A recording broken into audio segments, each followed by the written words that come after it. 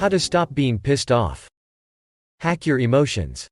In the formation of mood, and along with it in the process of perception of the surrounding reality, several independent, but closely intertwined brain systems are involved. The poetry of Byron and the teachings of Don Juan are ultimately just ways of describing these systems. From a practical point of view, it doesn't make much difference whether to call the contents of the brain, neurons, chakras, or spiritual energy flows, but it seems to me that it is somehow easier to call it neurons. The first thing you get mad about is the reduced activity of the reward system. In nature, this system is needed in order to program behavior. A good mood is rewarded for food obtained, a skill mastered, the subjugation of a female, etc. The reward system is designed so that we enjoy the right things. But this is a very tricky system. The sum of the reward, expressed as the degree of activity of nerve cells that release dopamine, is not set once and for all, but is relative. An achievement is not just something useful, but something that is better than usual. The purpose of the reward system is to ensure that you never relax. To do this, it calibrates the reward in response to habituation. If suddenly there is so much good that you don't need to make efforts to get it, the reward system will stop responding to it and drive you to look for something even better. The thing is that there is very little good in nature, so you just can't get used to it. Problems, as usual, arise from the fact that we live in conditions that are completely unsuitable for our nature.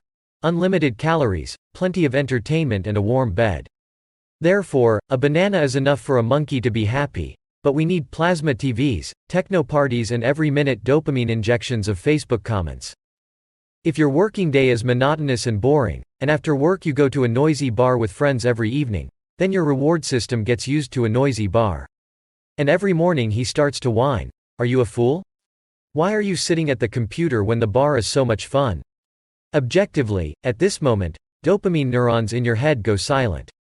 Subjectively, you are annoyed, do not find a place for yourself, cannot concentrate and are looking for someone to break loose on. The danger of alcohol and drugs is not so much that they are harmful in themselves, but that they distort the usual level of reward. They are so good that everything else starts to piss me off. If you read a book after work and go to bed instead of a bar, you avoid a sharp drop in rewards. As a result, working in the morning no longer seems so nasty, and the little things, a funny sitcom on TV, good weather, a cup of coffee, begin to please. This does not mean that you cannot drink and have fun. Everyone needs periodic bursts of dopamine activity. But as soon as bursts become a habit, they cease to be bursts and become the background for evaluating everything else. The good news is that it rarely takes more than a couple of weeks to recalibrate a reward system. If everything infuriates you, except for parties, try not to go to them for a month. For some time it will be even worse, but then you will suddenly find that you wake up in a good mood. Treat yourself like a Sims character and dopamine like a limited resource. Allocate it wisely and try to get it from the right things. If your work is not going well, take a break and play a computer game. If, on the contrary, you did something good, admire your achievement for a longer time.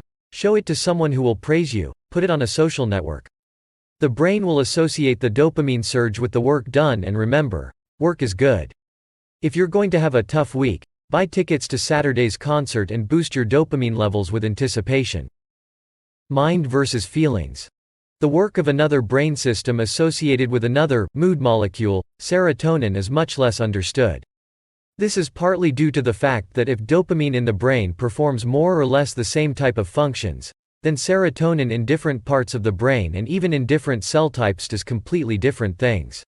We can conclude that it improves mood based on the fact that a lack of tryptophan, a precursor of serotonin, causes depression.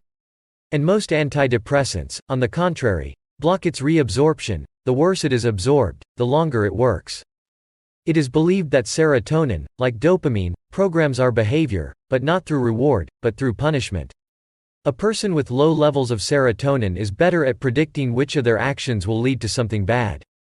Accordingly, increased serotonin impairs the ability to predict negative consequences.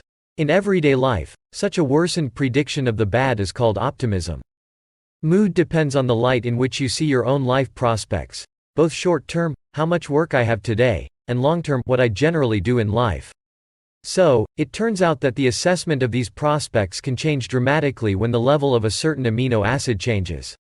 If you once did not eat enough tryptophan, then within a few hours your serotonin levels will drop and life will suddenly begin to seem meaningless. Work is overwhelming, friends are miserable, and entertainment is bleak.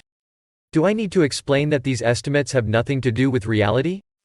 Serotonin is too complex a thing to be simply raised to improve mood. More or less confidently recommend this method only for clinical depression. But even the very understanding that optimism and pessimism can be controlled by factors beyond your control is very useful. If you know that the feeling of hopelessness is something like a sore throat, then it is much easier to deal with it. This is probably the most important practical conclusion. To deal with the fact that everything infuriates you, you must first of all know what exactly you are trying to cope with. Dealing with irritants directly is usually unproductive. If the problem is you, then you will always find something to rage about, even if you solve the current problem.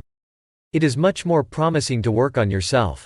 The first step in this work is to listen to your own emotions.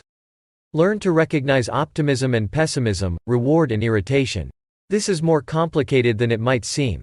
Most of us find it difficult to separate our I from our own emotions and, in general, from the work of the brain.